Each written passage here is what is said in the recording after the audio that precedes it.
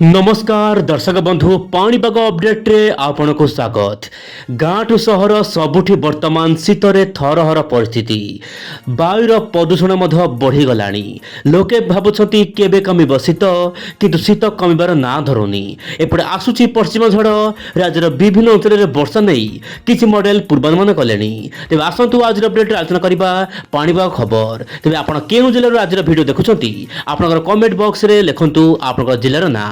आसंतु आरंभ करबा आज अपडेट। दर्शक बंधु वर्तमान समय देशर विभिन्न भाग राज्य में जारी रही भयंकर शीत जाड़ ता सहित कुहुड़ीर स्थिति। वर्तमान यही बड़ी स्थिति आउ केते दिन हब ताहा वर्तमान कहबा बड़ मुश्किल। एपटे एयर क्वालिटी बा वायुर गुणवत्ता बढ़िबार लागिछि ओडिशा रे। जदि आमे देखिबा सारा ओडिशार वायुर गुणवत्तार स्थिति विभिन्न सहर मानकरे वर्तमान बहुत मात्रा रे निश्वास प्रश्वास नबारे कष्ट होउथिबो। काहेकि ना वर्तमान 252% रही वायुर गुणवत्ता। तेणु दर्शक बंधु जितेबाला आप बाहर को जाउछंती खास करके वर्तमान समय आप निश्चय मुहरे मास्क लगातु, कारण मास्क लगेले सामान्य जो रोचे धुआर किसी बड़े आप भितर पशि पार ना जहाँ कि आप सुस्थ रही पारे। बर्तमान देखा वायुर चलन को लेकिन कौन हो बड़ अपडेट। बर्तमान समय दर्शक बंधु उत्तर पश्चिम दिगु बर्तमान शुष्क आसूची बहुत मात्रा रे, कारण पश्चिम झड़ प्रभाव में किछिटा पाणीपाग परिवर्तन थिला, सामान्य थंडा कम थिला किंतु पुणी थे बढ़ुची शीत। आज हूँ बड़ दिन और आज राज्यर विभिन्न अंचल में शीत बढ़िबार लागिछि। प्राय जनवरी प्रथम सप्ताह पर्यंत यही बड़ी शीत जारी रहिबो।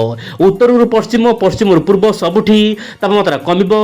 जाड़ सांगकू प्रबल मात्रा कुहुड़ी जनजीवन को अस्तव्यस्त करें। बर्तमान समय दर्शक आप देखिपे उत्तर पश्चिम दिगु जो शुष्क आसूची एतिर बहुत मात्रा रे रहुची थंडा वायु, कारण हिमालय पाददेश जितेबाला कौन वायु आसी थाए ओडिशा मध्यकू सही समय दर्शक बंधु राज्यर विभिन्न अंचल वर्तमान स्थितर परिस्थिति देखा मिलूँ। आप अनुभव करुवे आप देखिपे आभ्यंतरीण जिला सहित उपकूल सबुठी वर्तमान जाड़ जनजीवन अस्तव्यस्त करुच्ची। घर बाहर मुस्किल हो जाऊँगी सकाल समय, किंतु वायुमंडल में किसी जलबाष्पूर्ण वर्तमान सामान रही जहाँ कि कुहुड़ी मात्रा वर्तमान भूपृष्ठ को आसूची माने जो रोचे ऊपर तल को आसूची, जहाँ कि वर्तमान कुहुड़ी अनुभूत होची राज्यर विभिन्न अंचल देशर विभिन्न भाग में।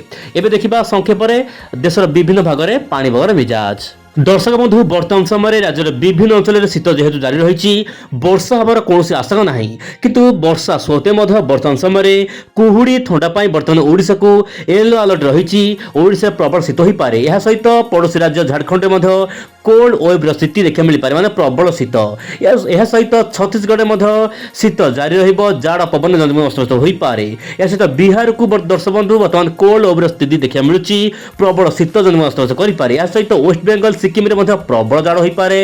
आसाम मेघालय आखपाख अंचल में प्रबल शीत अनुभूत हो पारे बोली पाणीपाग तरफ येलो अलर्ट ऑरेंज अलर्ट रही। या सहित जो रोचे मध्यप्रदेश विभिन्न अंचल में पूरा ठंडा दिन रहिबो, भयंकर शीत जाड़ अनुभूत हो पारे। यह सहित हिमाचल प्रदेश केतक अंचल में प्रबल जाड़ रहिबो।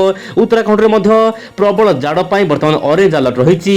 यह सहित दर्शक बंधु जो रोचे आपनकर जम्मू काश्मीर लद्दाख बिलिकिस्तान सहित पंजाब में कोल्ड वेव कंडीशन देखा मिल पारे।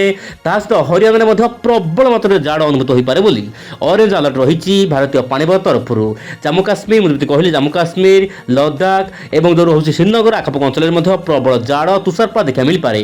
पंजाब ता सहित जो रोचे राजस्थान विभिन्न अंचल वर्तमान स्थिति रे शीत जारी रहिबो। कालुआ पवन में जनजीवन अस्तव्यस्त हो पारे।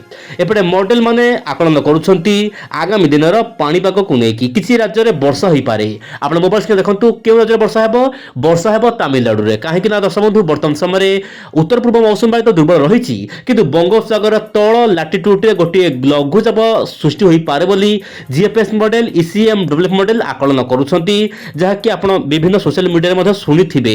किंतु वर्तमान समय एक्चुअली वर्षा हेब कि नहीं ओडिशा रे आप देखंतु ओडिशा रे कौन सी वर्षा हबार आशा नहीं। आगामी 15 दिन पर्यंत पाग शुक्ला रहिबो, किंतु लघुचाप प्रभाव जदिबा लघुचाप होउची जनवरी मासरे बा डिसेंबर मासरे लघुचाप सेते घनीभूत हुए नहीं, कारण बहुत मात्रा उत्तर पश्चिम दिगुरु शुष्क भी आसु थाए। किंतु जेहेतु तल लाटिट्यूड रे वर्तमान एमजीओ तरंगमान वायु सक्रिय रहुची, यार प्रभाव में श्रीलंका रे प्रबल वर्षा हेबो। स्थान विशेष रे एक्सट्रीम रेनफॉल हो पारे।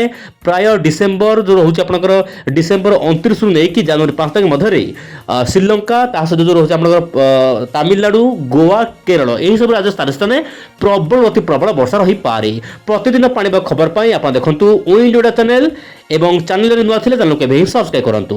ଆଜି ପାଇଁ ଏତିକି, ପୁଣି ଆସନା କାଲି ଆଉ ଏକ ନୂଆ ଅପଡେଟ୍। ନମସ୍କାର, ଜୟ ଜଗନ୍ନାଥ ଦର୍ଶକ ବନ୍ଧୁ।